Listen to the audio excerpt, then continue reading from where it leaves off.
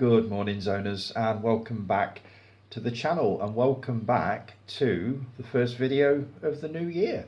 It's Saturday the 6th of January. First thing I want to do before I go any further is obviously to wish everybody a happy new year. I know I did it on the group as a sort of a card, happy new year and all this sort of thing, but there's nothing like the personal touch. So happy new year to each and every one of you.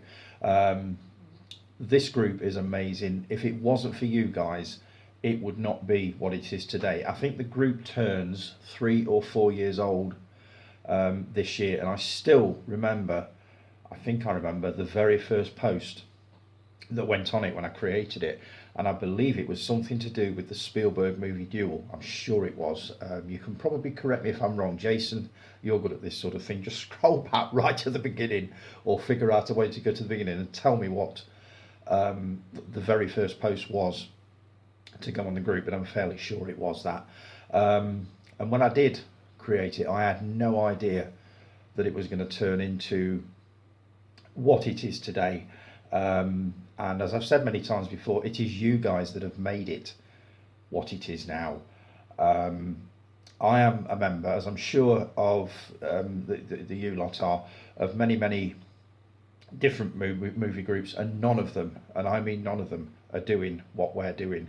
They're not a community that posts videos or do specific threads and stuff like that. They're just sort of random posts from people who are members and people who ain't members. So yeah, it's it's hard to put into words. I was going to kind of wish Happy New Year to and reel off a list of names, but it's inevitable that I will forget people, because you know what I'm like. So if I just say Happy New Year to you guys, and thank you to all of you for everything you do regarding the group. As I say, it is what it is today because of you lot. And I am so proud to be, I don't know, what would you call it, the figurehead? I don't know. So proud to be a member of this group with you lot. Absolutely, you're an amazing bunch of people. So yeah, Happy New Year to all of you. Hope 2024 brings you everything that you could ever wish for. And let's see how we can progress with the group this year. I know Jason's got quite a few different bits and pieces in mind. I was supposed to start my top, I wasn't going to call it 100 TV programs. I was just going to call it something like my shows I grew up with. So I'm hopefully going to be kicking that off very shortly. As I'm recording this earlier, I may do it today. So this little bit may be completely redundant by the time you sort of see this. Loved all your little Christmas videos, by the way. Again, you were all brilliant. It just feels like a little family, and that is how I like it. I like it nice, family-like, intimate. It's just, as I've said before, I don't want thousands and thousands of members, because it would dilute what we're doing here.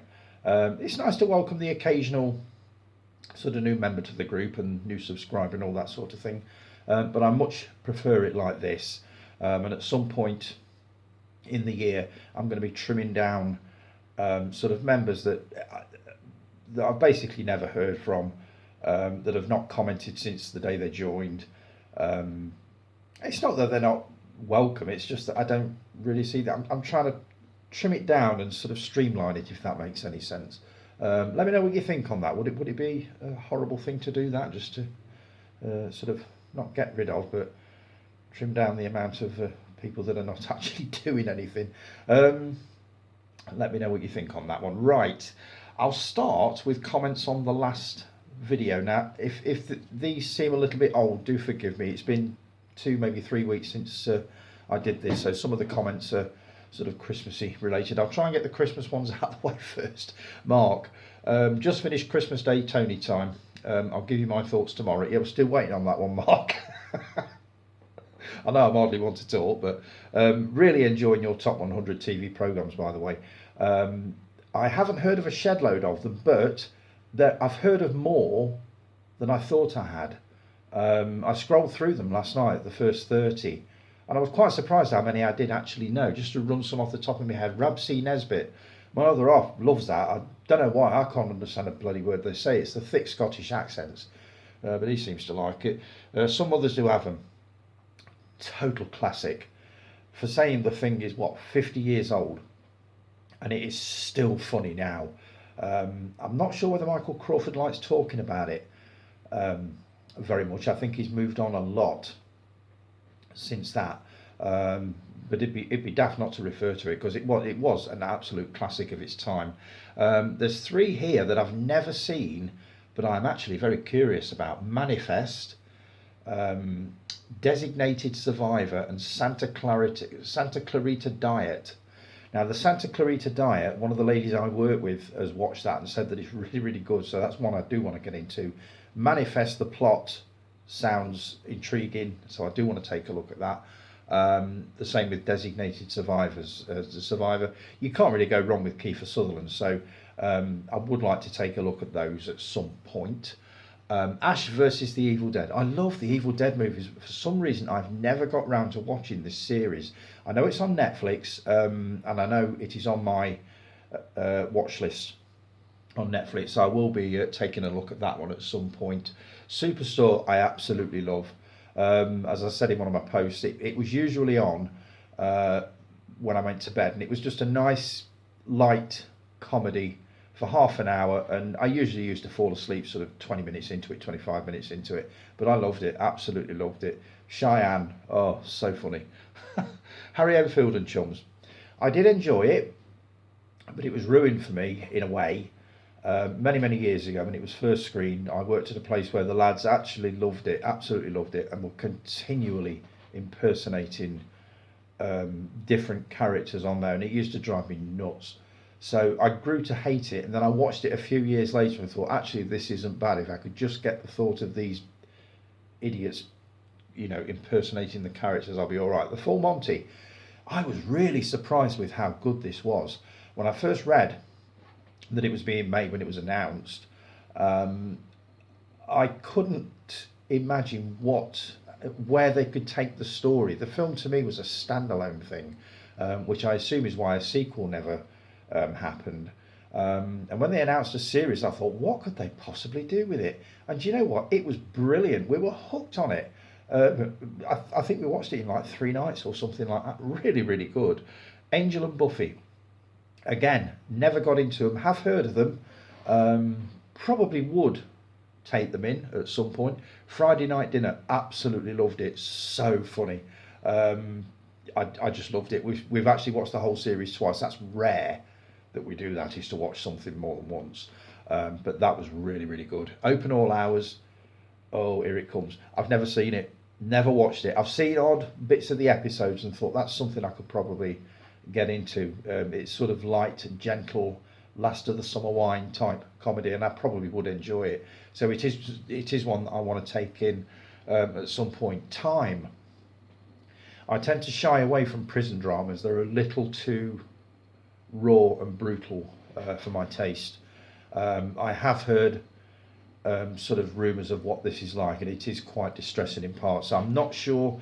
It's one I would, I don't know whether enjoy is the right word. It is something I could watch, but I'm not sure whether I'm going to or not. I tend to come away from things like that with images that I can't unsee. I don't know. We'll see on that one, but really enjoyed it, mate. Looking forward to seeing what comes up next. As per usual, it definitely, absolutely, 100% shows the generational differences between us. I'd heard of quite a few of Jason's when he did it. A lot of them, obviously, I've not seen, which comes as no surprise to anybody. Guy, I'm really looking forward to seeing your. I've got this on my notes down here somewhere a bit later. The theme tune one that you've got lined up. Really, really looking forward to that. As I say, I'll be starting mine at some point soon. A lot of mine, as Jason's were, will be from not so much the 60s for Jason, but for me, the 60s, the 70s, possibly the 80s, which is why I enjoy channels like Talking Pictures TV, because they are continually screening series that I had literally forgotten about and thought, wow, I definitely want to watch that again. I'm just at the moment catching up with the Oneidin line. Remember that one? Peter Gilmore. My dad used to love that, absolutely love it. And I used to sit and watch it with him many, many years ago. Started in the early 70s, I think. All to do with a shipping line in the late 1800s. Really, really good drama. What the BBC used to do best. So that's what I'm catching up with at the moment, and that is the style of TV that I do enjoy, as you will see when I start my... it won't be a top 100 because I could keep this going for ages. It's just going to be my favourite shows, the shows I grew up with. But I'm not sure what you called yours, Jason, but mine's going to be something like that. And it will be done slightly differently. But we'll see how we go with that. Let's see, Mark. You described my videos, by the way, as literally is a highlight of my week, mate, and I'll always keep watching. Thank you so much, mate. I really do appreciate that. I never, ever get bored of hearing things like that. And as I said last night, me and Mark had a little chat last night. He messaged me to wish me Happy New Year, and I sent him a couple of screenshots of what I was actually going to be talking about. So Mark pretty much knows what's coming for at least the next 10 minutes anyway. But that's what he said. It's literally a highlight of the week, and I'll always keep watching, which is very, very much appreciated. As I've said before, it's comments like that and hearing from you guys and looking what's going on with the group that keeps me going. And it is. Without you guys, I wouldn't be doing this. I definitely wouldn't be doing it, because I certainly couldn't do it for for pretty much a room full of strangers. It wouldn't work. So much appreciate that, Mark. Really appreciate that. Gareth, Merry Christmas. Thanks for watching the quizzes. Christmas TV now is terrible. Terrestrial TV has nothing to show film-wise, as they are all on streaming channels. Yeah, this is a good point, and it's one that Jason brings up a little bit later on. All of the movies that are shown we've seen years ago, and it wasn't the case years ago. Obviously the only way you could watch movies, etc., many years ago was you had to actually sit there and watch them while they were being transmitted. We got the luxury of VHS recorders a little bit later on, which made things a little bit easier. But yeah, it was a different world back then. And obviously you look at what's on now. Over the whole of Christmas, I think I have Sky Plus probably 5 or 6 programmes. Blimey. It would have been 50 or 60 20, 30 years ago, so that shows the difference. But I'll come back to that in a bit, because Jason brings this point up. Movie soundtracks, Gareth.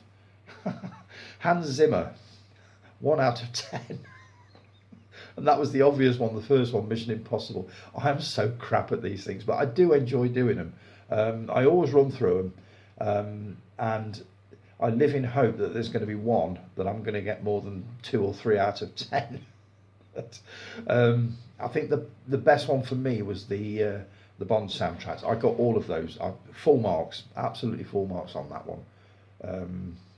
So yeah, I look forward to the next one, whatever it's going to be, just to see how crap I am at that one. So thanks for the Christmas wishes, Gareth. Hope you had a good New Year, mate.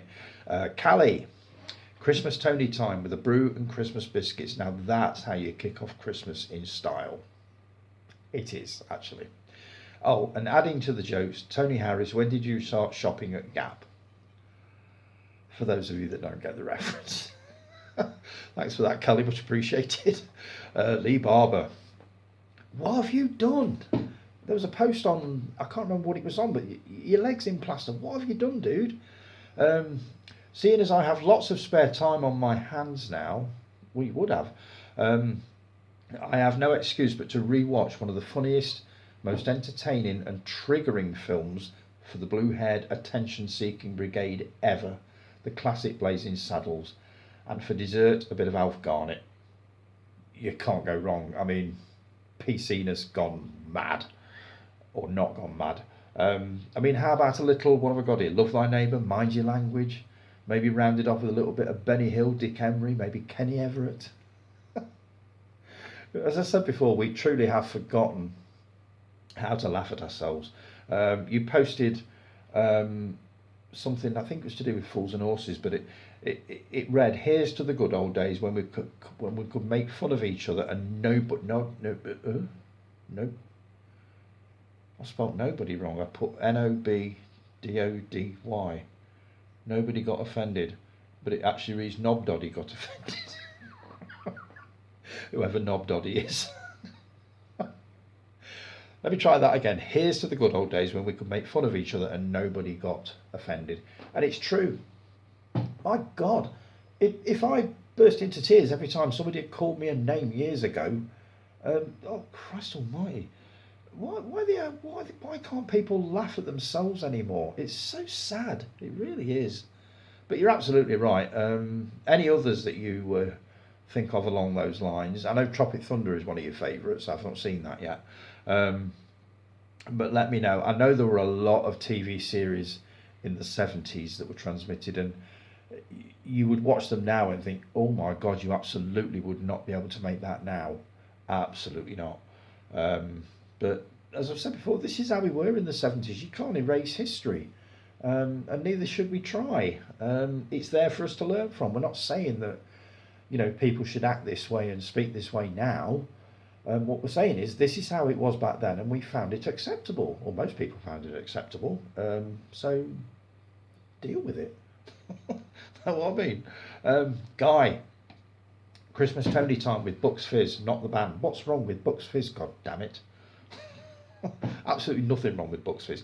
Here we go once more. Right, Hannibal isn't so much an origin, more of a tale of Hannibal and his various goings on before being caught and banged up. And afterwards as well. I prefer the books, but Mads Mikkelsen is brilliant in the title role, as is the supporting cast. It is one I'm definitely going to give a go. I think you said it was on Netflix or Prime, so I will find it, and I'll make a start on that at some point. Mads Mikkelsen is absolutely brilliant. I thought he was amazing in Casino Royale as the chief. Absolutely amazing. He's just got one of those faces. What can you say? Post of the week. Do it. Yeah, why not? I mean, all I need to do is go through the posts at the end of the week and pick a post that I would class as post of the week. That was just one that I thought was brilliant. I can't remember what it was now. What was it? I can't remember. It's gone. But there was one that I thought if I did do a post of the week, that would definitely have won it this week. Your watch list must be bigger than King Kong's knob. Nice one, Guy. I think we know what level we're playing to here. 007 Road to a Million is fantastic. Stunning visuals, awesome music from David Arnold. Nice contestants doing cool colleagues inspired by Bond films. You'll love it. I think I probably would. And this is another one that I'm going to take a look at once I've got the sort of the new year out the way and got sort of the first week when I can get back into the swing of things. I will be taking a look at that for sure. It does sound like sort of my sort of thing. Alien Romulus, bring it on. Can't wait for this. This is the Alien TV show directed by Fede Alvarez, I believe, who directed the reboot of The Evil Dead in 2013, so it's going to be good. Cobra Kai, hurry up with it. It gets better and better. I will get back into that. They're only half-hour episodes, so I've not really got much excuse to say no to that one, but I did enjoy the first season very, very much. Even though I only saw the original movies for the first time, probably last year or the year before. It took me a long time to catch up with those, but the only thing I didn't get out of Cobra Kai, which a lot of people would have got having watched the movies sort of 40 years ago, was the nostalgia hit. I did recognise the people in it, obviously, but seeing them sort of a year after is a bit different from seeing them 30 years after.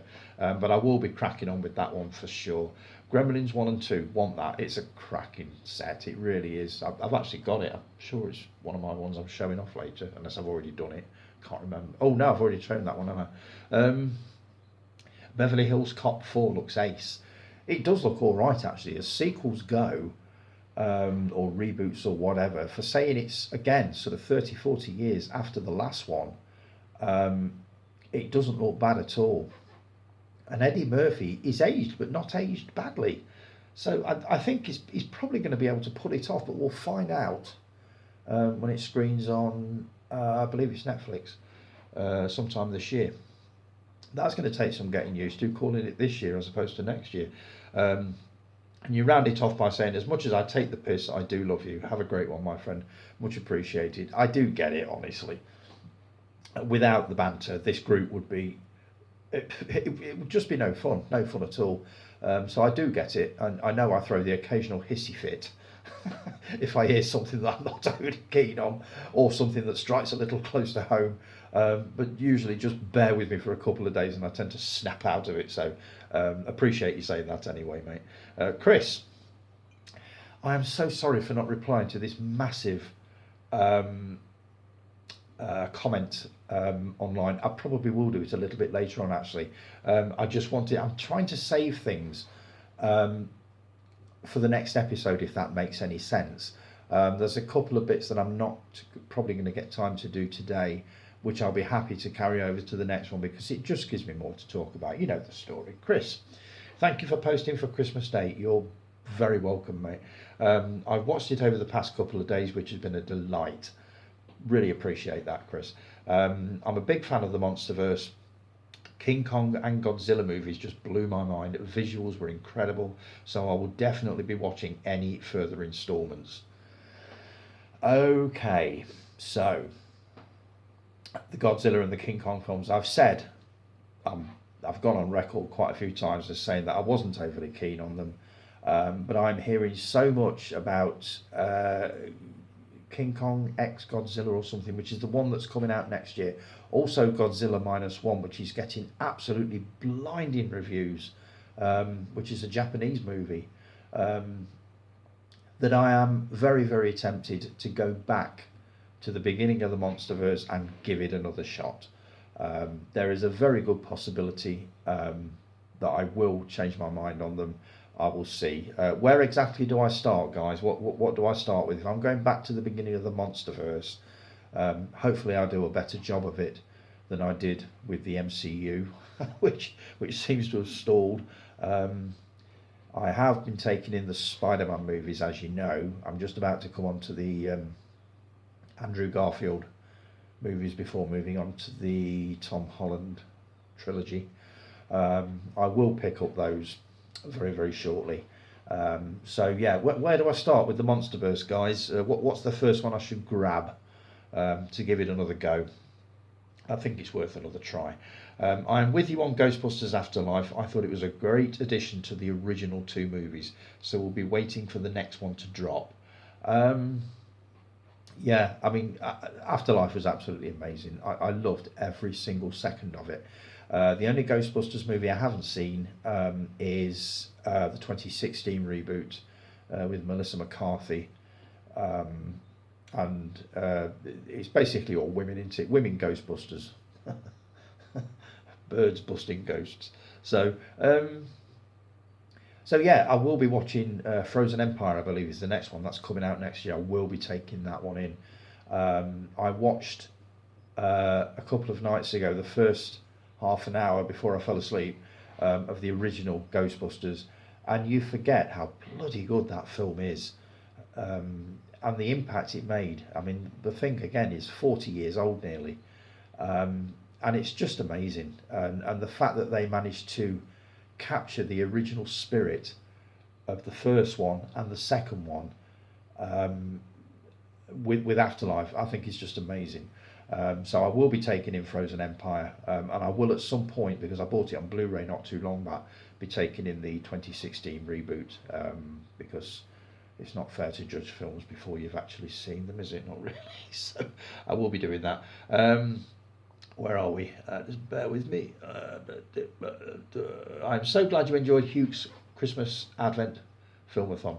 I really enjoyed doing them this year, as there were a few movies I hadn't seen and many 4K releases which I wanted to watch to see how well they transferred, as well as ones which I'd seen on 4K but not truly took in. I loved the 4K angle, Chris, I really did. That was an original approach to Christmas movies. I think we all tended to shy away this year from just talking about Christmas movies as they are, because we pretty much did it last year and probably the year before as well. So it's good to see different angles coming in as far as Christmas films go, because obviously you're going to have to talk about them once a year, every year, near enough, but it's just how you do it. I've got an idea coming up. I don't know. Depends how it goes. I'm going to keep all of my Christmas movies out and maybe watch one sort of every week or every couple of weeks or such, and maybe do a video, a sort of a video review of it, sort of 3 or 4 minutes, store it, and then join them all together for sort of a Christmas retrospective of my favourite Christmas movies. Because I think the spirit of Christmas, you can carry it on pretty much all year. It doesn't have to be December before you start watching Christmas movies. If they make you feel good, watch them whenever you want to watch them. And that's what I think I'm probably going to do, is just watch one every now and then, do a little review, and then cobble them all together in December and see how that goes. What do you think? So let me know on that one. Where are we? Where have I gone? I have to say the best transfers were Nightmare Before Christmas and Santa Claus the movie. Santa Claus the movie is brilliant. I've never seen The Nightmare Before Christmas. I know it's Tim Burton. Maybe a little biased as I love them, but the clarity of Nightmare Before Christmas and the restoration of Santa Claus just amazes me. I will probably end up investing in the 4K of Santa Claus the movie and also the Polar Express, which I believe you're also impressed with. So I probably will grab the 4Ks of those at some point. Let's see, that Gremlins double pack is a wise choice. I'm a little gutted for the 4K as I love the movie, but sometimes they just get it wrong. I'm guessing there's only so much they can do with a movie that's 40 years old. You can only make it so clear and the colours so vibrant before it's, there's literally nothing else you can do with it. And there are a lot, well, not a lot, there's a couple that I bought, and I can't name them off the top of my head, that I've taken a look at on 4K, just sort of unwrap them and just pop them in just to see what the quality's like. And I've looked at them and thought, yeah, it looks really nice, but it doesn't strike me as amazingly different. They're not movies that I think, wow, that looks absolutely bloody brilliant. There's very few of them, apart from the modern ones. The main one I want to get into is The Martian, the Matt Damon movie. They reckon that looks absolutely stunning on 4K. But I do get this thing, whereas, 40, 50-year-old movies, there's only so much they can do with them. So I'm perfectly happy with the Blu-ray as far as movies like that go. Where are we? Oh, thank you for everything you do.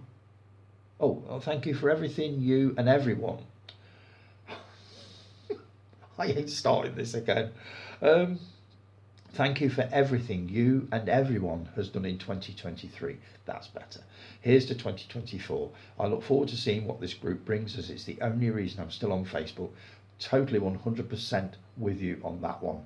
I've said this many, many times. If it wasn't for this group and the various sort of movie groups that I follow, I would not bother with Facebook at all, or social media, full stop. I just wouldn't do it. Because aside from movies, that is the only interesting thing, as far as I know, going on. And you can see that on my personal profile. I don't post on it very often. It's usually funny stuff or stuff like that. I don't post personal things on there, not ever. All of this, posting pictures of meals, which I know I have done. I've got a group that I started probably 2 years ago, my life goals at 60, I think it was. And I tended to post a lot of sort of pictures of what I was doing health-wise, that kind of thing, ambitions and, courses that I'm doing, stuff like that. I haven't posted on it for quite a while. So I did used to do a lot of it on there. But as for personal stuff to do with me, I hardly ever post on the personal profile, which is why I would not bother with it were it not for this group and movies. That's just how it is. So yeah, totally with you on that one. Right, coming up to 30 minutes, I'm going to take a quick break and I'll be back in a tick.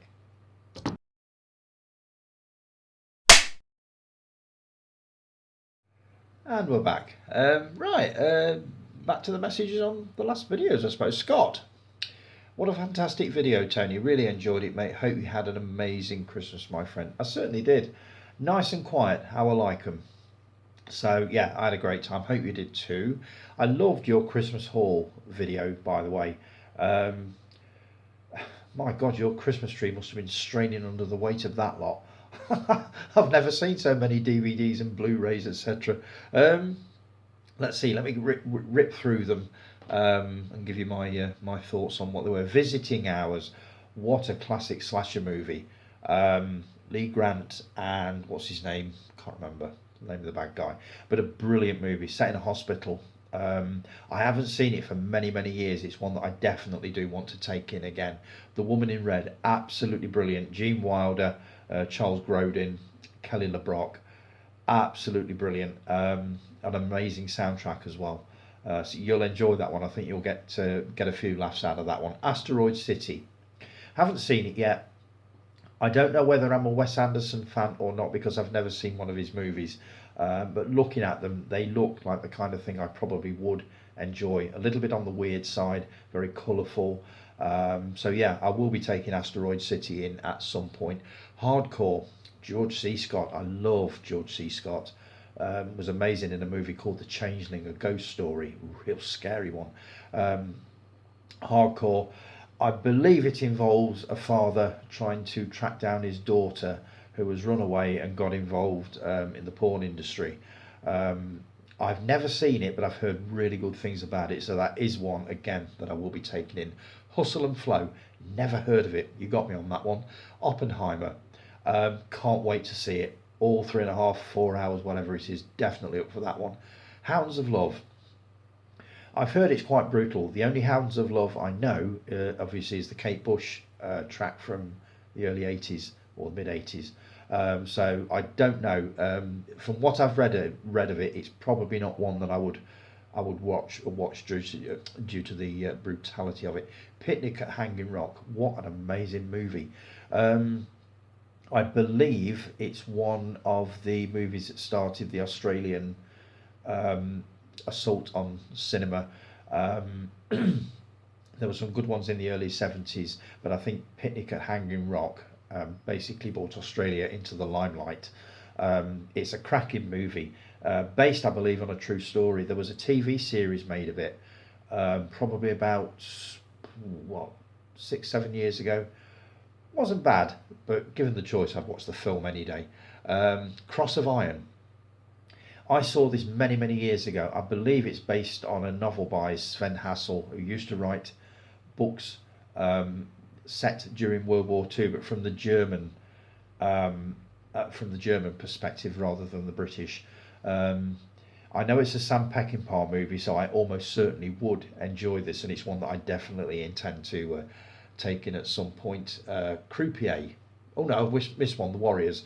What can you say about the Warriors that's not already been said? I love that set of yours, by the way. I've got the director's cut, which I've gone on record as saying that I'm not overly keen on. But that set that you got, the Arrow set, contains both the director's cut and the theatrical version. Now that is the one that I want, and I get the feeling it will be getting a UK release at some point. It's got to. They can't possibly keep that to a US only release. With it being 4K, I probably would buy it, but obviously I won't be able to access the special features, which will almost certainly be on a Blu-ray disc. If I'm wrong on this and it is a UK release, let me know, and I probably will invest in it. But otherwise, I will probably hold on until it's released in the UK. But a cracking movie. Croupier, Clive Owen. I've never seen it, but looking at the sleeve or the cover that you showed, I probably would watch that. Sounds intriguing. Mission Impossible: Dead Reckoning Part 1. Here we go. I've never seen a Mission Impossible movie. They are all on my watch list, all 7 of them, and I have promised certain group members that I will be taking them in. So please don't give me any grief over that. They are on the watch list, and I will be taking them in. Cell 211 is a prison movie, so I probably wouldn't watch it. As I said before, I find them a little bit too brutal and a bit nasty.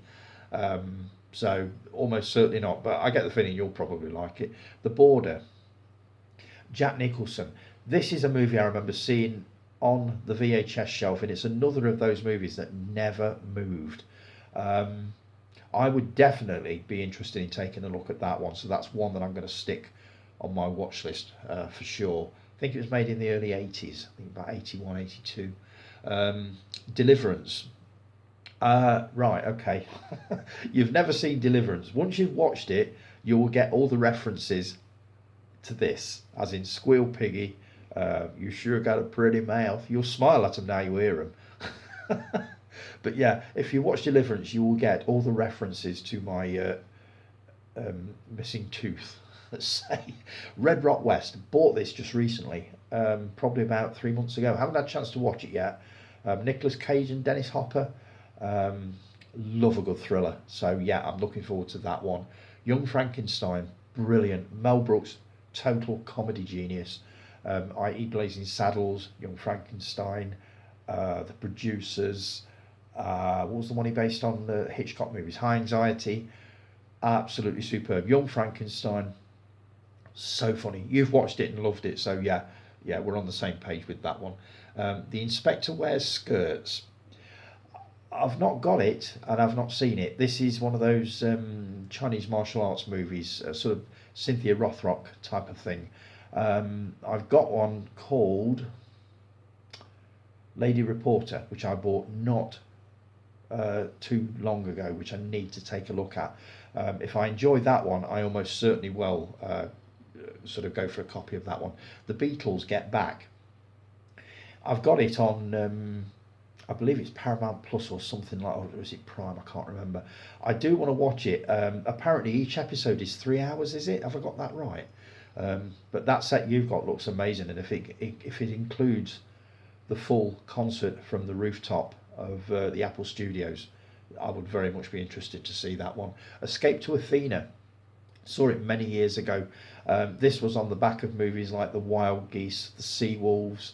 They basically star sort of older British actors, Roger Moore, let's see, Hardy Kruger, that kind of thing. So it's one that I would love to see again. I haven't seen it for ages. I didn't realise it was out on Blu-ray, so I may grab a copy of that. Meteor. It is 1979. You weren't far out with that one. This is Sean Connery. I can't remember who else is in it. There was a bit of a slew of disaster movies sort of in the late 70s. Most of them were sort of Irwin Allen type things, Towering Inferno, Poseidon Adventure, that kind of thing. Meteor was in one of those. A massive meteorite is heading to Earth with the threat of mass destruction. Well, destruction of the planet. So yeah, I saw it a long time ago. Again, I didn't realise it was out on Blu-ray, and I wouldn't mind a look at that one. Death Race 2000, absolute classic. David Carradine. Sylvester Stallone is only in it as is sort of a bit part. I think it was one of his very early movies. But I wouldn't mind seeing it again. It's been ages since I watched that. Bloodsport. Never in a million years would you get me watching Bloodsport. It just wouldn't happen. Jean-Claude Van Damme. I'm sure he's very good, but I've heard about the notorious leg break right at the end. So whether I could watch it or not, I would certainly have to flip through that, but I probably wouldn't. I don't think I've ever seen a Van Damme movie. So I've got too many other action heroes to go at without to introducing broken legs into it as well. Rosemary's Baby, you've never seen it. My God, what a movie. Directed by Roman Polanski, starring Mia Farrow, John Cassavetes, I believe. Is it John Cassavetes? I can't remember his name. And the wonderful Ruth Gordon. Absolutely brilliant. It paved the way for movies like The Exorcist, The Omen, that kind of thing. But it has a real creepy atmosphere about it. I'd be very curious to see what you make of that. I love Rosemary's Baby. I've seen it so many times.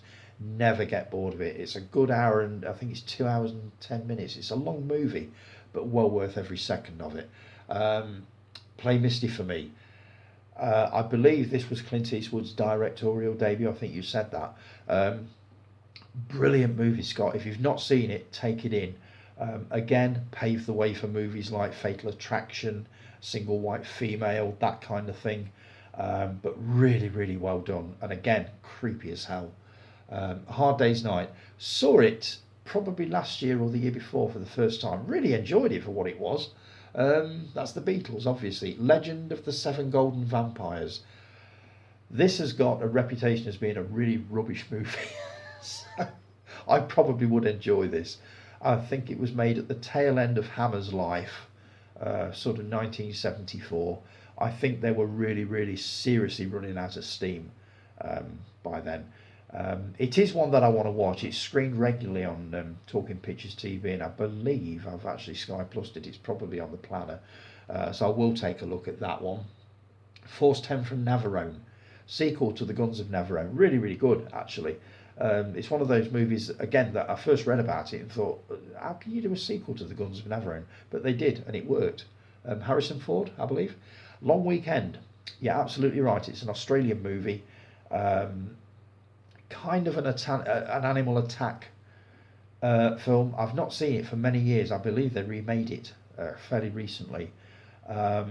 All to do with a couple that go sort of camping in the outback, the Australian outback, and basically nature turns on them for one reason or another. I can't remember why, because it's been a while since I've seen it, but I do remember it being an excellent movie, so I'll be very curious again to see what you think of that. Extro.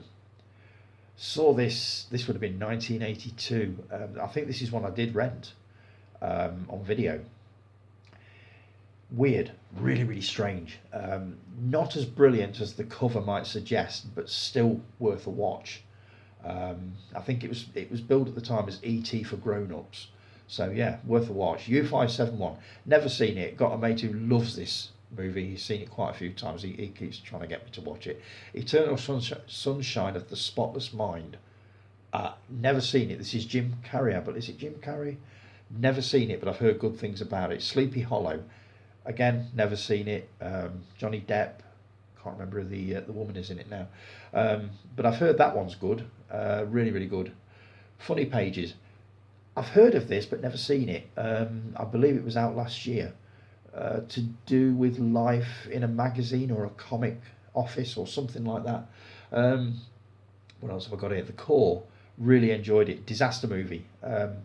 Reminded me a lot, strangely enough, of the movie At the Earth's Core from 1976, which was one of those Doug McClure monster movies from the 70s, like The Land That Time Forgot, Warlords of Atlantis, which is one of my all-time favourite movies, People That Time Forgot, that kind of thing. And it kind of reminded me of that, but with a bigger budget and huge special effects, big scale stuff. Saturday Night Fever. Scott, I'm so pleased you watched it and loved it. I really am. I think it's amazing. I still think it's amazing. I will always think it's amazing. John Travolta is superb in it. I think one of your comments mentioned that they didn't understand why it was an 18 certificate. If he was to watch it, he would understand exactly why. As you say, there is a ton of swearing in it. The way they treat the women is absolutely deplorable. It's disgraceful. So there's a sexism element. There are a few questionable sex scenes in there. There's a gang rape in the back of a car. There's a suicide. As I've said before, it's not the cutesy little disco movie that everybody thinks it is. Even though they tried to clean it up a couple of years later and release it in an A certificate version, the elements that made it an X certificate were still there. They were just sort of trimmed right down. But yeah, it's not the movie that people think it is if they've never seen it. But I mean, it's nearly 50 years old now, and it is still as powerful to me as it was back then. So yeah, I'm really pleased you enjoyed that, and I'm glad you got a chance to watch it. I would definitely recommend, somebody else did to you, the sequel, Staying Alive. It's not got the raw edge to it. It was a PG certificate, I believe, when it was released, so there was no way it was going to be anything like the original. But it's still worth watching. If you've never seen it, I would definitely recommend taking a look at it. And obviously the soundtrack as well, which I've got on vinyl and CD. Can't go wrong with that. The last movie. Now this is a Dennis Hopper movie. It's got cult written all over it, so absolutely I would take a look at this. And you showing that sleeve off, thought, yeah, I wouldn't mind a look at that one. So I'm going to be tracking that one down. Walkabout, brilliant. Jenny Agutter in the Outback, directed by Nicholas Rhodes. Stunning visuals. The Outback has never looked more beautiful or more dangerous. A classic movie, well worth watching. I believe it was made after Jenny Agutter had just finished The Railway Children, and the role she plays in this couldn't be any more different than it is. It's an amazing film. Rita Sue and Bob too. Yeah, you've heard that this is one of those movies that they couldn't make now. They could not make it now. Um, I would pretty much advise everybody that's got this on Blu-ray to hold on to it, because if they re-release it at some point in the future, it will almost certainly have cuts in it. It's mostly due to the language and the attitudes of the time, which is a popular expression now, which people usually use it to justify material that certain parties would find questionable nowadays. But I think it's a brilliant movie. The language in it is raw. Um, the attitudes, etc. You just wouldn't be able to do it now. You couldn't make it the same. And why would you want to try? The movie itself, as it is perfect. It is just, it's perfect as it is. Why would you want to remake something like that if you're going to have to dilute it down? Pointless. So yeah, I would definitely recommend that if you've not seen it. You're in for quite a laugh with that one. Naked, Mike Leigh. I love Mike Leigh films, but I've never seen Naked, so that's one I need to take in. The Monster Club. It's one of those portmanteau movies. I believe it's got about 3 or 4 stories within one. And you're talking big stars, you're talking Vincent Price, that kind of thing. So yeah, well worth watching. Chopper. Saw it a long time back. Found it a little bit hard to watch. It's an Australian movie, brutal, violent. I did get through it. I remember the central performance being really, really good. But it's not one I would care to revisit. Godzilla, King of the Monsters. This harks back to the Monsterverse. I've been asking for advice as to where to start with it, because I'm willing to give it another go. Apollo 13. Oh God, I can't believe I'm saying this. I've never seen it. It is one that I've always meant to take a look at, but never really got round to. So yes, that's one. 1917. Never seen it. Heard it's brilliant. The Expendables 4. I've never seen an Expendables movie ever. It's just not my kind of thing. So I certainly probably wouldn't watch that one. Zombie Apocalypse. I was curious enough to message you about this one. Because I think when you held it up, you covered the title slightly, and I was searching frantically for it because I thought that sounds like the kind of thing I would probably enjoy.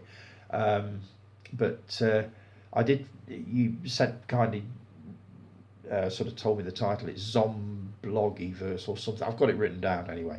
I watched the trailer for it. It looks as nasty as hell, but it's an original idea, and I like that. It's a film crew, a movie crew, making a movie about a zombie apocalypse during an actual zombie apocalypse and using real zombies. I mean, that's got to be worth a watch, hasn't it? So yes, I will be taking that one in. And then we move on to t-shirts. What a collection of t-shirts, mate. Where did you? I'd love to know where these people got them from. House by the Cemetery looked amazing. Hellraiser, Callie, you'd have loved that one. Day of the Dead, brilliant. The Good, the Bad and the Ugly, that is the one I want. I want that Good, the Bad and the Ugly t-shirt. It looked brilliant. And I only watched the movie recently and thought it was superb. Return of the Living Dead, superb. Dawn of the Dead, amazing. Great t-shirts. Vinyl, kind of lost me a little bit with this one. But you got sort of, let's see, Echo and the Bunnymen. They were the darlings of the college set, if I remember right, in the 80s. The Freewheeling, that's Bob Dylan. Not a massive fan, but I do like a couple of his tracks. The soundtrack to Inglourious Bastards, which I would probably listen to once I've watched the movie again. Duran Duran Pop Tracks, I'd never heard of this one. Big Duran Duran fan, but never heard of that. In Spiral Carpets, weren't they something to do with Manchester in the early 90s? And that Warriors soundtrack, I have to have that. I've looked on Amazon, it's about 60 quid, but do you know what? In a weak moment, I probably would hit the buy it now. And then we move on to the posters that you got. Day of the Dead. Please don't put that behind you. You said you were going to display it at some point. As soon as you opened it and I saw the eye being peeled out, it was like, oh my fucking God, no. So please, Scott, don't put that behind you. I implore you. Oh God, it was horrible. The Evil Dead, amazing poster. The Wicker Man, that looks like it came from the recent release of the sort of the Blu-ray 4K. Could be wrong on that one.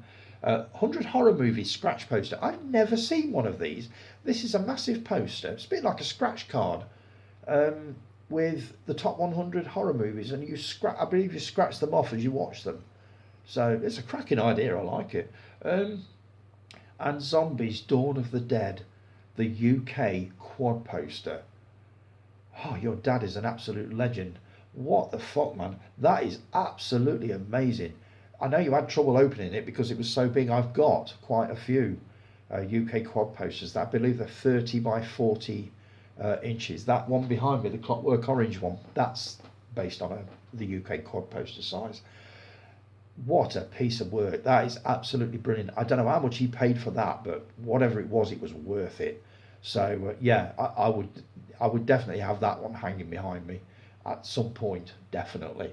So yeah, that was quite a Christmas haul, mate. Mine isn't anywhere near as big as that. I could probably rattle through mine in about 5 minutes, which I will be doing at some point soon. So thanks for that, Scott. I hope you had a good Christmas and all the best for next year, mate.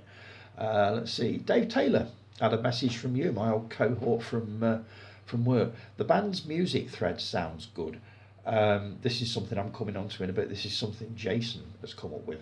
I can think of about 20 to 25 pretty easily, then 70s bands from my teenage years to fall back on. Like Tony, most of mine will be from the 70s and 80s, perhaps a handful from the 90s. Can't wait for this. I'm looking forward to this as well, Dave. It's going to be awesome. This is one I can definitely join in with. As you say, Guy, when asked to name 5 movies for Tony to watch, I could have named many more. I know some classics he has on box sets but hasn't watched yet. This is an old story, David, really. It's movies that I haven't watched. But I am making effort to put that right. Jason P. Morning, mate. Happy New Year to you. Great vid, mate. The only thing that was worth watching on TV this Christmas is the Brassic Christmas special. It was brilliant. I've not seen it yet. I love Brassic, but I've not seen the 5th series yet. Keep meaning to, but I keep forgetting to watch it. I needed to flash up on a screen in front of me that you need to watch this. So there's a few dramas coming up in the new year, but they are not Christmassy. As for movies on terrestrial TV over Christmas, we were talking about this earlier. Unfortunately, because we have so many ways to watch a new movie at home now, stream, VOD, Sky, Netflix, Prime, and movies available to purchase, that when the movies arrive on the small screen, there is nothing we've not seen before. You know my thoughts on this. This is our own fault, really. Think about it. In the 80s, you would probably rent about 30 films a year, but there was about 300 out that you wanted to watch, but you couldn't afford to rent everything. So you waited for them to come on TV. Fast forward to the 2000s and all the new films are available to stream on various platforms. So if you started watching it and after half an hour you thought it was shite, you would turn it off and go on to the next one. So if you wanted Christmas TV to be like it was in the 80s, then stop streaming movies for about 3 years. After that, the Christmas TV guide in 2027 will be worth a read. I agree with you completely. It's just, I've said this before, Christmas TV this year was absolute rubbish. I think the only thing I made a real point of watching was EastEnders. Everything else I could quite easily have lived without. It wouldn't have bothered me. But yeah, completely with you on that one, mate. So that's Jason. Steve Mack. Love the Thompson Twins. This is on the back of that post that I put on about the Thompson Twins and wondering what had happened to them. Got 3 of their albums on CD. One is remixes and rarities. Another group I love was Heaven 17. Wasn't overly keen. Temptation was superb. I just thought they went a bit boring after that. Gothic got a BFI release this year. That's one I definitely wouldn't mind watching. Another one I remember on VHS when I worked at the video library in Statenall. I do remember it being on there and it never moved, it just gathered dust. But I wouldn't mind watching it. I love Ken Russell's films, so that would definitely be one that I would watch. Same here, just a quiet Christmas for me too. I can't think of anything better, mate. This is how I do it nowadays. Criterion Films of the Year dropping tomorrow. Coming on to that. I'm a big Lars von Trier fan. Got his box set recently. I couldn't stomach Antichrist. It was too dark. It was too upsetting. Too graphic. As soon as I realised what was going to happen, I think you all know, if you've seen the movie, you'll know what I mean. I thought, oh God, no, can't watch that. I wouldn't rule out any of his other films. I don't know what else he's made, but I wouldn't say that I'll never watch a Lars von Trier film, because I probably would. But I certainly wouldn't try to watch Antichrist again. That was just too intense for me. The latest Let's Talk Criterion videos, really enjoyed them. You did March 2024 releases, The Roaring Twenties and Dazed and Confused. Now, Dazed and Confused, I'd never heard of, but I watched the trailer on the back of watching your video and thought, wow, that looks funny. I've got to get a copy of that. So that's very likely going to be a purchase. And as for The Roaring Twenties, I'd forgotten I got this. This is the James Cagney Signature Collection. It's DVD, and you've got 4 movies on here. One of them is The Roaring Twenties. You've got The Public Enemy, White Heat, and Angels with Dirty Faces. Now, James Cagney, like Humphrey Bogart, in his early days, obviously was famous for his gangster movies and his sort of thriller noir type movies. Angels with Dirty Faces I've seen a few times and really enjoy every time I watch it. I haven't seen White Heat. I've not seen The Public Enemy. I saw The Roaring Twenties a long time ago and really enjoyed it. But I just thought I'd show off that little collection. I wouldn't mind taking these in, actually. They're a good little set. There's the Public Enemy. That's the Jimmy Cagney. Roaring Twenties. I think the light's reflecting a bit off these. White Heat. There you go. Turn a bit more that way. And Angels with Dirty Faces, which to me is the classic Cagney movie. I wouldn't mind taking in a lot more of his films, actually, thinking about it. I could probably do a season of Cagney movies quite easily. Put these back in there. So let's see. Yeah, Dazed and Confused. I'll definitely take that in. And your top 10 favourite releases of 2023. Bergman Island. I love the sound of that. Read the write-up on it and thought, yeah, that's very much me. Hollywood Shuffle. Another one that never moved off the VHS shelf. It's one that I wouldn't mind a look at now. You've talked about it because you made it sound really pretty good. Chilly Scenes of Winter. That's another one I want to take a look at. The Fisher King. Never seen it but want to watch it. Targets. Boris Karloff. Can't go wrong. Petit Maman. Heard so much about this. Lady at Work watched it and said it's absolutely delightful. A beautiful film. Mark Kermode loved it. So yeah, I would be interested in that one. Time Bandits. That's one that you kindly sent to me earlier this year. The Blu-ray. I believe you invested in the 4K of that one. I saw Time Bandits at the cinema when it first came out. Thoroughly enjoyed it. Really enjoyed it. One False Move. I'd never heard of it until you talked about it, and it's now on my watch list. After Hours. Same again. Don't Look Now. Can't believe I've never seen this. Donald Sutherland and Julie Christie, directed by Nicholas Roeg. It's supposed to be as creepy as hell. I believe I've seen the first 5 minutes and I've seen the ending. It's the rest of it I need to get through. Videodrome. Saw it many years ago. It was disturbing as hell when I watched it. I don't think it would have the same power now. I don't know. Debbie Harry starred in that alongside James Woods. David Cronenberg directed that one. So The Others, cracking movie. The Freaks box set, I would definitely be up for that one. I'm interested to find out more about Todd Browning. I've earmarked a book on Amazon, and I believe it's on Audible, so I probably will at some point order that one. The Jackie Chan Emergence of a Superstar box set, definitely wouldn't mind that one. Mean Streets speaks for itself. Robert De Niro. Harvey Keitel, directed by Martin Scorsese, one of his first movies. The Last Picture Show. Got something to show you in a bit. Bit disappointed it's not got no Texas. It hasn't got Texasville on it like the American release. What was the reason for that? Why on earth would they do that? I think it's upset a lot of people in the UK. I was really, really looking forward to getting it if it had Texasville, which it hasn't. So, The Red Balloon, charming, delightful little film. Never get bored of it. Days of Heaven. No UK releases yet, but that soundtrack, it just haunts you. Right, thanks for that, Steve Mack. Happy New Year to you, mate. Another quick break, and I'll be back in a sec.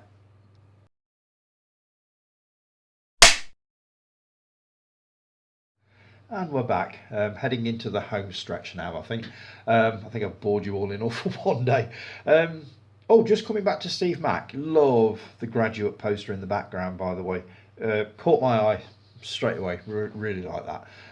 Jason, you put a post on about stacking VHS recorders or putting them side by side in order to copy or bootleg. That's a naughty word, isn't it? Bootleg. Or copy movies. My God, that brought back some memories. We all used to do it. And I knew, by the way, all those videos you were taking away from the library and bringing them back 24 hours. And I thought, how on earth is he getting time to watch those already? I bloody knew you were copying them, you swine. We all used to do it. I had a mate that lived down the road. And I used to take my VHS recorder down to him, stack it on top of his, and we just used to basically watch copied movies all day. So yeah, I do remember that. Happy memories. I remember copying the likes of Highlander, a movie called White Knights, Gregory Hines and Mikhail Baryshnikov. I don't think I've seen that since the day I copied it. I'm not even sure I ever watched it. And Sweeney 2. I do remember copying Sweeney 2. I was very excited when that came out on Thorn EMI VHS and desperately wanted a copy of it. So yes, I do remember that one. Brought back some memories that. I've got here, Guy, love the idea of the top 100 theme tunes, or the top 50 theme tunes. I think I mentioned this earlier. Again, it's another angle on the top or favourite programmes from the past thing. So yeah, really looking forward to seeing which ones you come up with. I think I could probably name 3 or 4 off the top of my head. I get the feeling the A-Team will be in there. Maybe the Equalizer, Miami Vice possibly. What's that other one you're always trying to get me to watch? Can't remember. But really looking forward to seeing what you do with that. And I'm also looking forward to seeing what I'm going to do with mine. I haven't started it yet. We had a new subscriber a couple of weeks ago, Zoe Bailey, who is Mark Bailey's good lady. And I asked for her top 10, which Mark kindly sent over to me, and I'll run through them now. Let's see. Top one is Pretty Woman. I don't think these are in any particular order. Classic movie. I've seen this many, many times. I'm not a massive rom-com fan, and I'm going to be saying that a lot during this list, but I'm not. But that was just brilliant. The soundtrack was good. The story was superb. I've seen it probably 5 or 6 times, and it does get better every time I watch it, so I totally get that one. Sister Act. Whoopi Goldberg. What a movie. I think this was when she was at the height of her powers. My favourite Whoopi Goldberg movie for me would be Jumping Jack Flash. I thought she was superb in that. I remember a lot of really obscure ones coming into the video store in the sort of mid to late 80s. I think Burglar was one, which I never saw. What was that one about the drug? She was trying to track down a drug kingpin who was flooding the streets with this highly addictive substance. What was it? I can't remember what it was called, but it was really, really good. But yeah, my favourite would be Jumping Jack Flash, but Sister Act, superb. Moulin Rouge. Saw it once. I thought it was all right. It wasn't anything special. It got a lot of attention when it first came out. This is, I believe, Ewan McGregor and what's the woman's name? Is it Nicole Kidman in that one? Can't remember. I know it's a Baz Luhrmann film, and I remember it being very, very colourful. And I do remember some of the dancing scenes with 70s disco tracks, and thinking, I'm sure this wasn't around in the sort of early 1900s, which I think is when Moulin Rouge was set. But it was really effective. I quite enjoyed it. The Little Mermaid. I've gone on record as saying that I don't watch animated movies anymore. I've not seen any of the recent Disney movies, i.e. The Lion King, The Little Mermaid, Frozen, heaven forbid. Would I be willing to take a look at it? I don't know.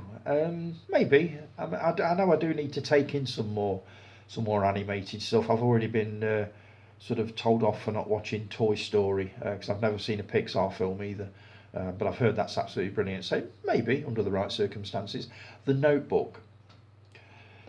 I knew nothing about it. I actually watched the trailer, and when the trailer started, I thought, "Oh God, this ain't me. This is rom-com."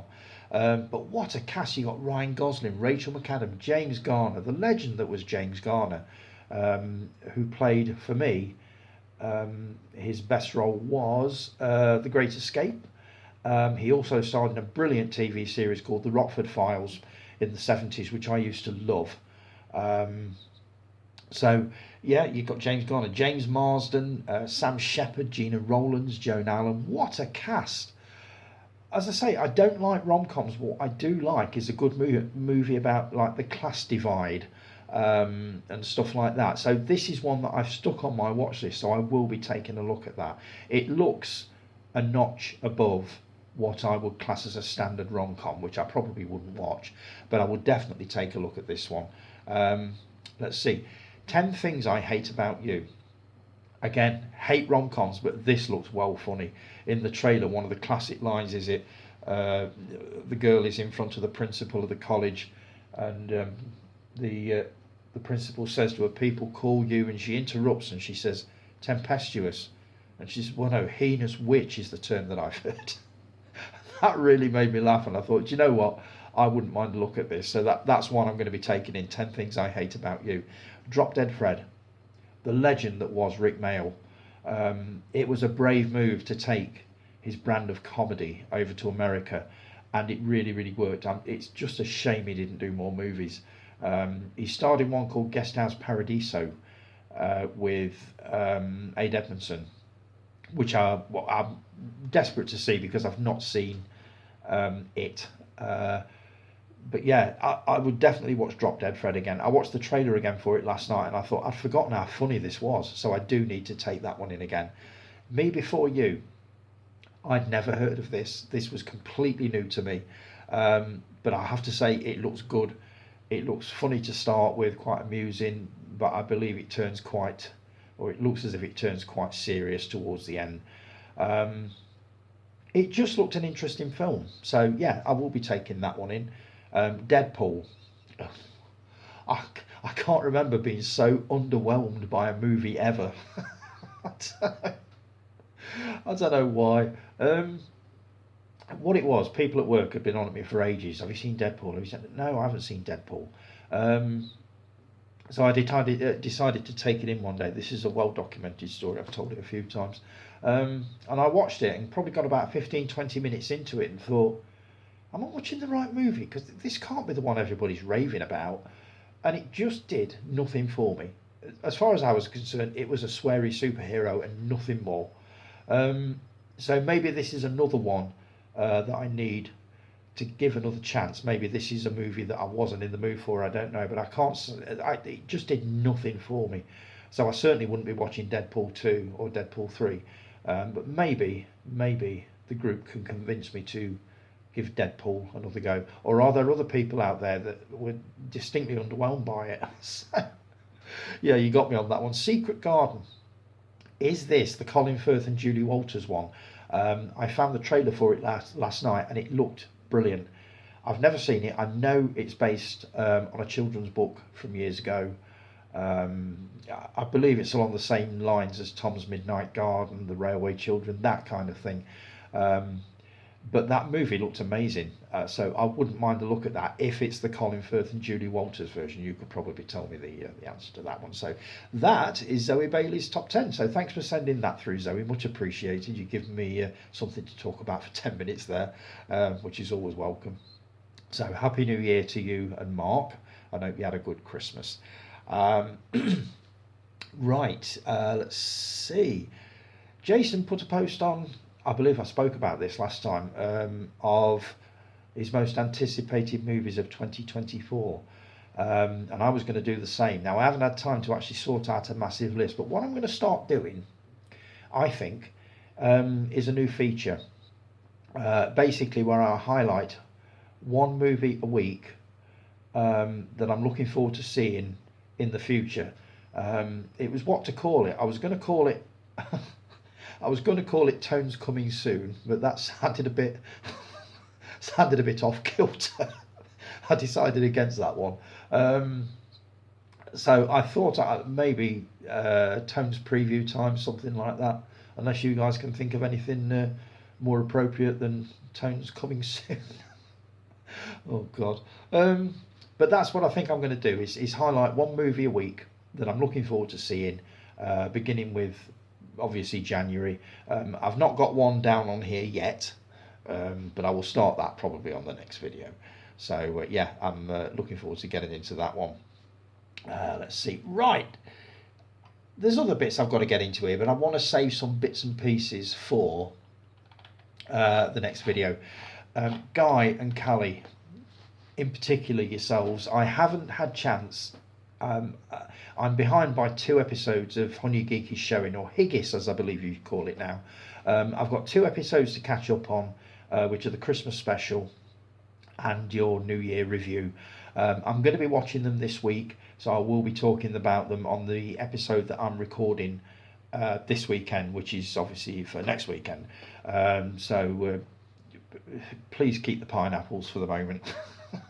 I will be taking a look at those 2 because you always give me loads to talk about, and as I say, I really do need to save a few bits for the episode after this one. I've got loads to catch up on here because I've had all the Christmas and the pre-Christmas bits and pieces to talk about, but next week's looking a little bit threadbare, so I will be taking in obviously your Christmas special and the New Year's review this week for talking about the week after, so please don't think I've forgotten about you, and please put the pineapple away for the moment. Yeah.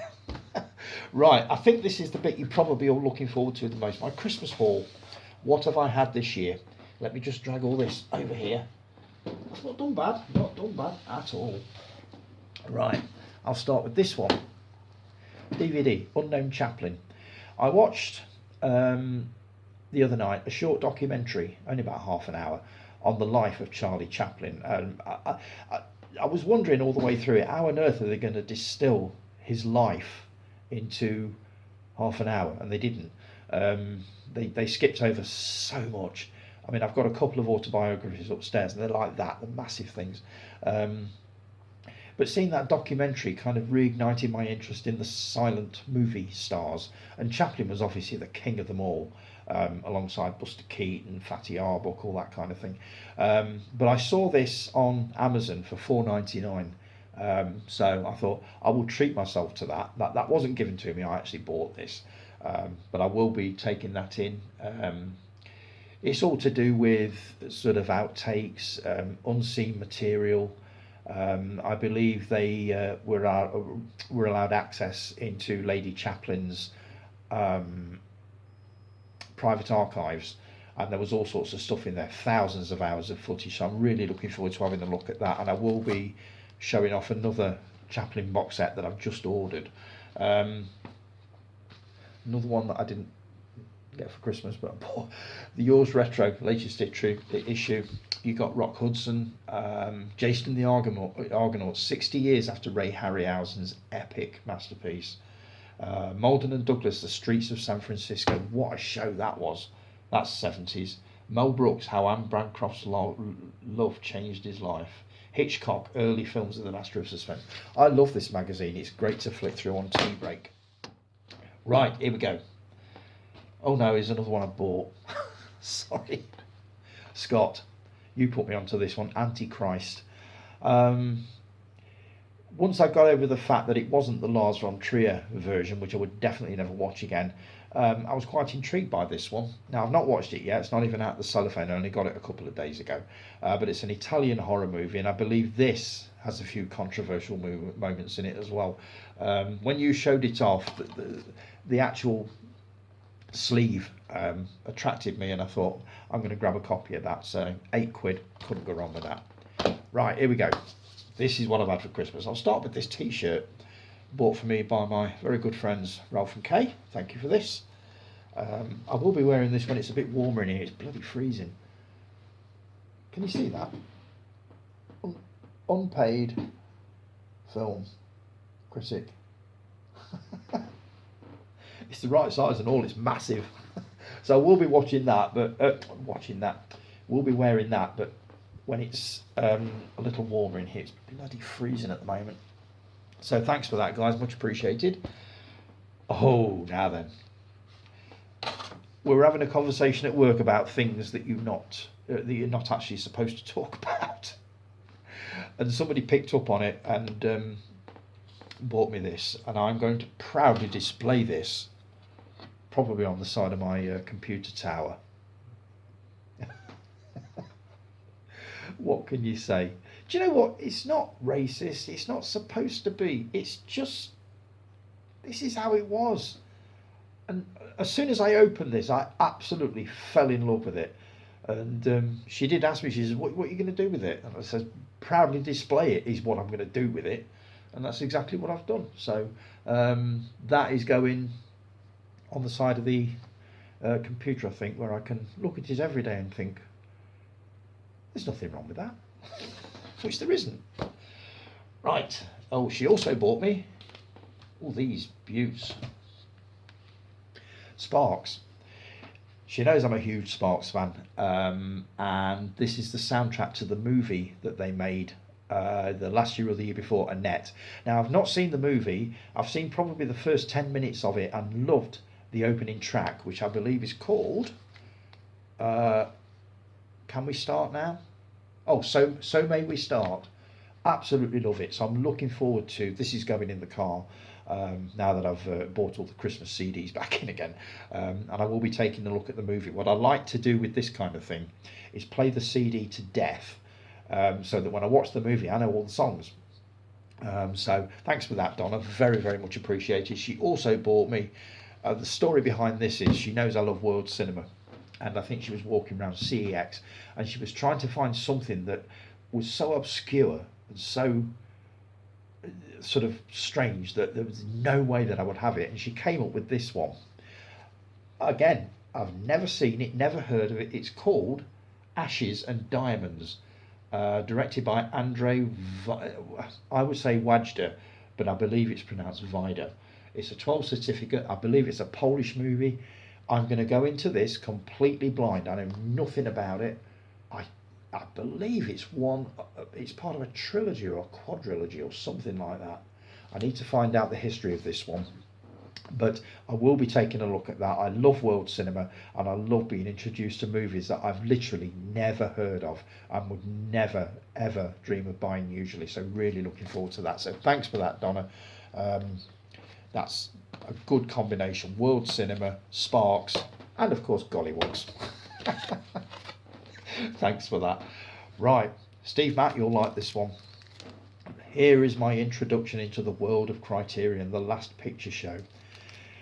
So looking forward to watching this, but was so disappointed to find out that the movie Texasville, the sequel from the 90s, is not on this. I'd be very curious to know why it wasn't included on this. It was on the US release. For some reason, when it was released over here very recently, Texasville is nowhere to be seen, so I'm going to have to purchase that one separately if I want to watch it. I think a lot of people have complained about this in the UK. It's like, well, why have the Americans got it and we can't have it?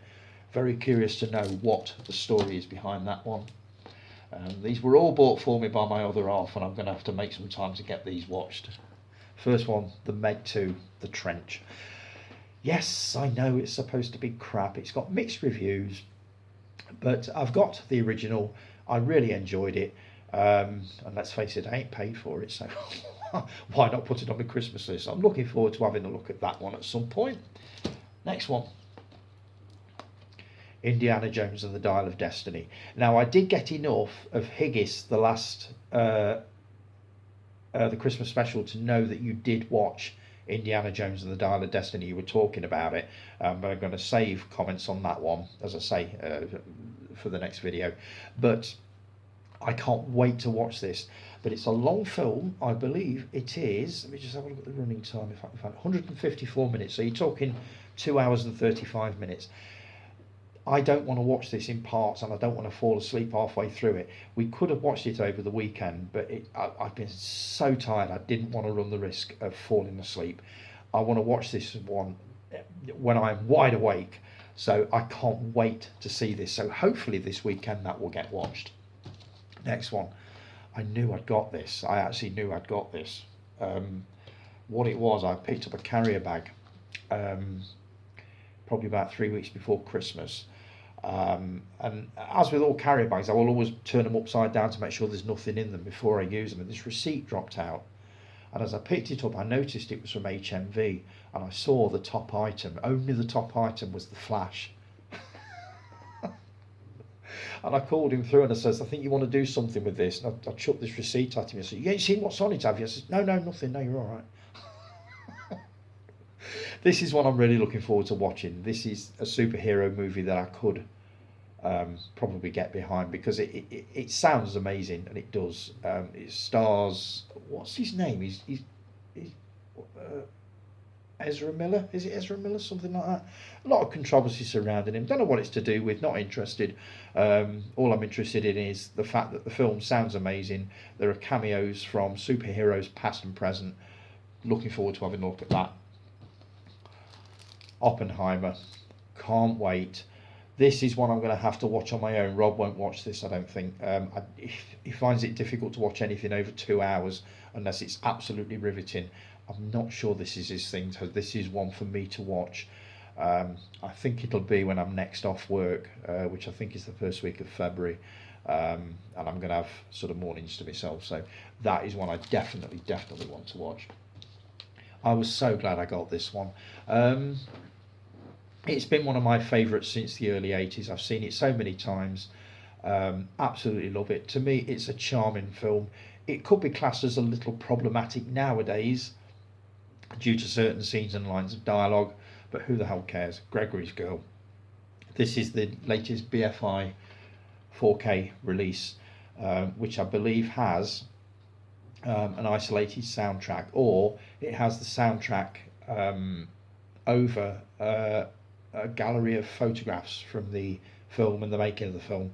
There's also documentaries on here which I'm looking forward to watching. Apparently this movie has never looked so good as it does on 4K. I've already got it on Blu-ray, but I'm assured that this looks absolutely amazing and much better than the Blu-ray. So the Blu-ray could very well be going to the charity shop on that one. A book. The Doctor Who quiz book. Can't remember who bought this for me now, but it is literally what it says. It's a quiz book. Pick a question at random. Let's see. How many times have the nesting consciousness attempted to take over the Earth? This is the Autons. 1, 2. I think 3, and I don't know the answer. I'd have to go to the back, I think, to find that. But where are we? No, I'll come back to that. But I love stuff like this. I can sit and read this and just test my knowledge of the good Doctor. This, I was not expecting this. I haven't had a board game for years bought for me. Never heard of it. Clipology. Maybe you've got this, I don't know. The premier streaming board game featuring real clips from the world's best movies and TV shows. Hundreds of top titles, including on the front here The Mummy, La La Land, The Hunger Games, never seen it. Jurassic Park, Divergent, Dirty Dancing, Apollo 13, never seen it. Back to the Future, Despicable Me, never seen it. Furious 7, never seen it. Well am I going to do with this? I'm looking forward to having a go at this. It's for 2 to 4 players, I believe. The videos are 12 plus category. I'm really looking forward to it. I haven't played a board game for years, so looking forward to getting into that. And I haven't got that. I was going to buy this the other week, but I didn't. I'm glad I didn't now. The James Bond calendar for 2024, which goes from September 2023. So that's going to go on the wall right next to me there. And finally, oh my God, I was so chuffed with this. It's not even out the cellophane yet. The Wicker Man, the official story of the film. I'll try to do a little video at some point where I flick through this to show you exactly what's in it. But I've seen stills on Amazon showing what's in this, and it looks brilliant. It looks like the ultimate Wicker Man reference to do with the film. There are a couple of books on Amazon that I've seen recently to do with the Wicker Man, paperback books, which I'm also going to be invested in. I love that movie, and I do need to get the 4K of it because I've heard the transfer is absolutely amazing. So that's it, as if that isn't enough. That is my Christmas haul for this year. So, and I think I am finally done. We're nearly up to 90 minutes. I don't normally prattle for this long. I'm fairly certain that the next one won't come anywhere near that kind of running time. But we'll see how we go. So, right. Time for me to basically bid you farewell. As I say, I hope you've had a brilliant Christmas.